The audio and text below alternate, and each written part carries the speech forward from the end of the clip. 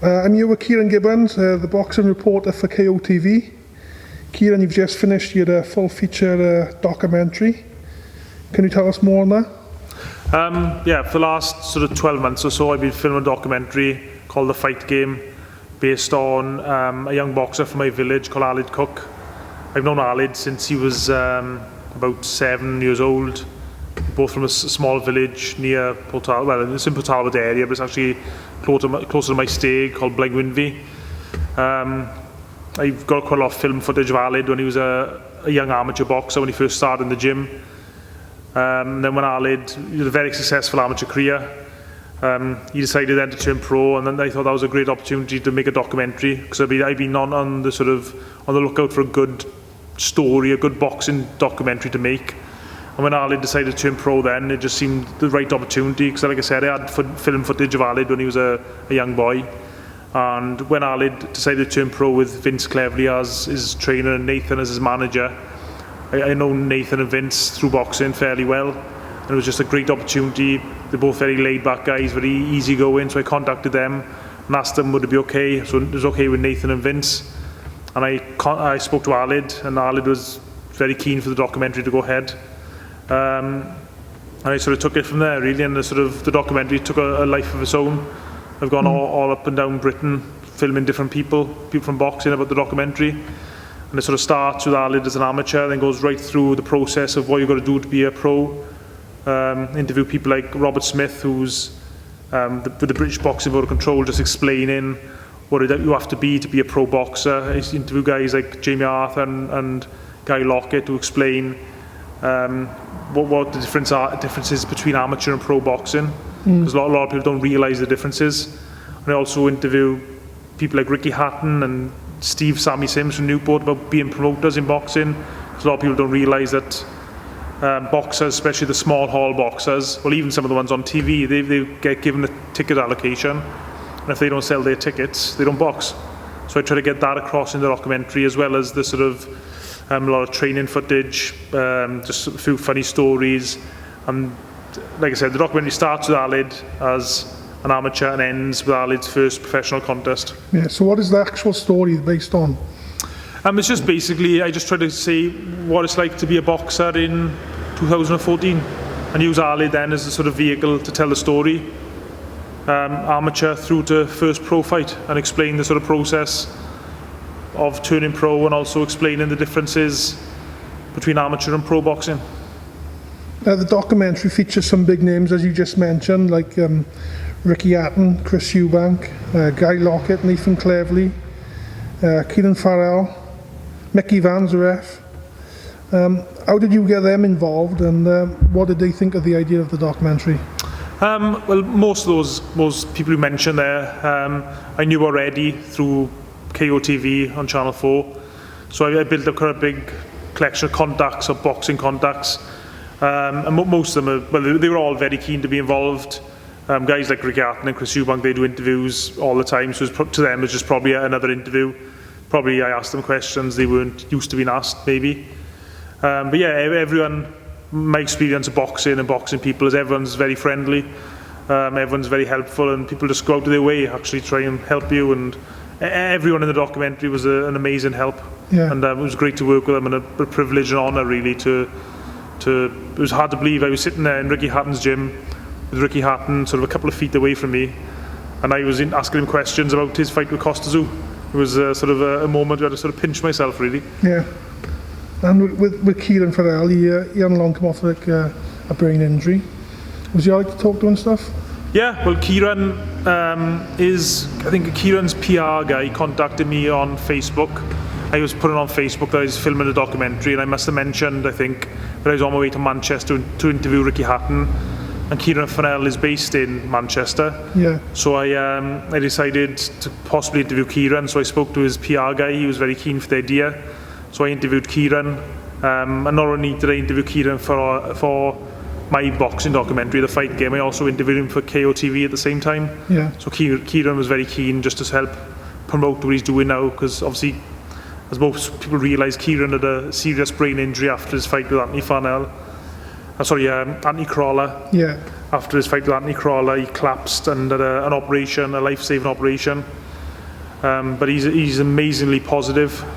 He's amazingly, he just kept on going in life. He got his own boxing gym now.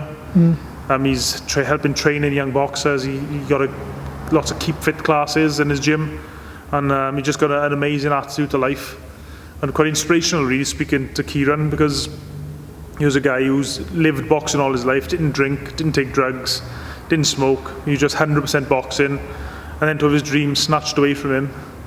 It was quite an inspirational interview speaking to Ciaran. It was quite difficult initially because I wasn't quite sure how Ciaran would feel about talking about his brain injury, which destroyed his dreams. But he just said to me, ask whatever you want, I don't mind. And it was a brilliant, brilliant afternoon. Yeah, it must have been a good experience. Yeah, it was amazing. It was amazing just, like I said, to speak to somebody who's had their dreams crushed, and yet Ciaran was so positive. And so he just couldn't wait to get his gym open. He couldn't wait to get boxers in his gym. He just couldn't wait to get back involved in boxing, even though I could tell at the end of the interview, I think it's in the documentary, Ciaran says every single day he thinks about boxing, every single day, despite what happened to him, every single day he wants to box again. Yeah, right. And I think that, like I said, he had a terrible brain injury, but that sort of says the grip that boxing has on people. What was the hardest part of making the documentary? The hardest part was probably the editing, the actual filming itself. Well, we had to travel quite some long distances up to Manchester, down to Brighton, to Leeds, to interview Mickey Van. That was all great. I loved that bit.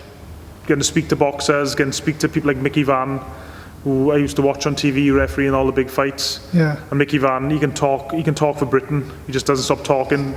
I couldn't get my camera set up quickly enough to talk to Mickey Van. And that's another interview which KOTV have still got in their archives with the broadcast yet. But that's a brilliant interview with Mickey Van. He just does not stop talking for an hour solid about boxing. Really, really funny guy, really funny stories. Yeah, but the most difficult part about doing the documentary was the editing side. That was very stressful. So I'd edit a little bit, and I'd look at it and think, that's not quite right. I'd go back and change it. Yeah. I'd show it to people, and they said, well, they didn't like that bit, they didn't like this bit. So I'd chop and change. So yeah, the editing was very stressful, and a couple of times I felt like throwing my computer out the window. So you've done all the filming and all the editing yourself? Yeah, everything, yeah. Box Nation kindly let me use a couple of minutes of their footage, and I think Dave Coldwell as well allowed me to use a couple of minutes of his footage, but more or less all the rest of it is my work. Yeah. And how long has this taken? I think I started filming it in February 2013, and I finally finished filming in August 2013, but I've only really finished the editing process February 2014, maybe even March. Yeah. So it's taken over a year. When can people get to see this? Yeah? Well, I'm hoping in the long run that some TV executive might watch this interview and decide they want to put the fight game on their TV channel. But in the sort of short term, it's been shown in the Carmarthen Bay Film Festival in the first week of May in the Stradey Park Hotel in Llanelli. I think I can't remember the exact date. I think it's the 6th or 7th of May. But if you go to the Carmarthen Bay website, it's carmarthenbay.co.uk or carmarthenbayfilmfestival.co.uk. There's more details on there. Yeah. And I'll be put on Facebook and Twitter as well when it's on in the Carmarthen Bay Film Festival. So that's in early May. And I had a meeting this morning with Kevin Haid, who's a long-time boxing promoter in Cardiff. I'm hoping to put it on in his pub in Cardiff on the 16th of May. That's a Friday night. So it'll be a good event. All the money raised from that as well is going to go towards the ex-Welsh Boxers Association, which help boxers who've sort of fallen on difficult times. Why did you decide to make this documentary on Aled Cook in particular? Well, Aled, I've known Aled since he was about 7 years old. We're from the same village. When I first started getting involved in filming, I filmed Aled when he was only in the gym a couple of months. So I had a lot of film footage of Aled already. I was looking for a boxing story to film a documentary on. So when Aled turned pro, I knew Aled already, so that was a plus. And when he decided to turn pro with Nathan and Vince Cleverly, Nathan as his manager, Vince as his trainer, I already knew Vince and Nathan, and I knew they're very easy to work with. And that was the reason, really, that everything seemed to fit together. Yeah. Can you tell us a bit about his background as an amateur and stuff? Yeah, Alid was an outstanding amateur. His biggest problem, really, I think, comes across in the documentary. I hope it comes across in the documentary, is that he didn't really believe in himself as an amateur. I mean, everyone could see how good Alid was as an amateur boxer, but he didn't believe that he was as good as people were telling him, and he was an outstanding amateur boxer. You know, he could have gone on to do great things as an amateur. You know, he won numerous Welsh titles. I think he won a few British titles. He had trials up with the GB squad up in Sheffield. Yeah. And if he did wanted to stay amateur, he could have had a very successful amateur career, and possibly he could have been boxing in the Commonwealth Games now in Glasgow in the next few months, and possibly even the Olympic Games in a couple of years' time. I mean, he really was an outstanding amateur boxer. As a pro, you think he'll have a successful career? Yeah, well, I think Alid's got the right style for the pro. He's very fit. He's done a lot of sparring with various different pros around Wales and Britain, and he's always held his own and looked good and dominated some very, very good pros. So I think, yeah, style-wise, as long as he keeps progressing the right pace, gets the right fights, I think Alid could be a very, very good professional boxer. Yeah, well, hopefully see a lot more of him. Can you tell us about your background and your passion for the sport of boxing? Yeah, I've always loved boxing. As a kid, I used to watch McGuigan fight, and all the boxers around that time, Lloyd Hennigan, Dennis Andres, of course Mike Tyson came along then. I remember me, my father, my brother getting up early on a Saturday morning to watch the replays, or a Sunday morning to watch the Tyson fight replays on, I think it was BBC then, or ITV. Yeah, so my love for boxing started then. I did a little bit of boxing as an amateur, as a schoolboy, only a season. I wasn't that good really. I was more of just a slugger rather than anything else really. And I boxed a season as a senior when I was in the army. I done okay then. Again, I wasn't very technically very good, just very fit, and I had a decent punch. So I won the regimental boxing championships when I was in the army, which I was quite proud of. So yeah, and I've always been a massive fan, and the last sort of 3 or 4 years I've been working as a reporter for KOTV on Channel 4, and it's been a dream come true really. Yeah. What, do you do any other filming at all? Yeah, I do. I've done a few charity videos for different sort of Welsh charities. I've done another documentary. Well, I've actually filmed the documentary, but I haven't got around to editing it yet. I've done the bit of the editing about Steve Sammy Sims from Newport. I mean, that'll be a very good documentary when it's done. I mean, Steve's a real character, which I'm sure you know, and every person who's involved in Welsh boxing knows Steve, will know what a character he is. And I'm also doing a short documentary at the moment, which I'm hoping will lead to other things, about Palestinian firemen who came to Britain to train. So I'm hoping that will lead to a bigger documentary on Palestinian firemen. Yeah. And what plans do you have for the future? Just to hope to keep working for KOTV, going around the place interviewing boxers across Britain.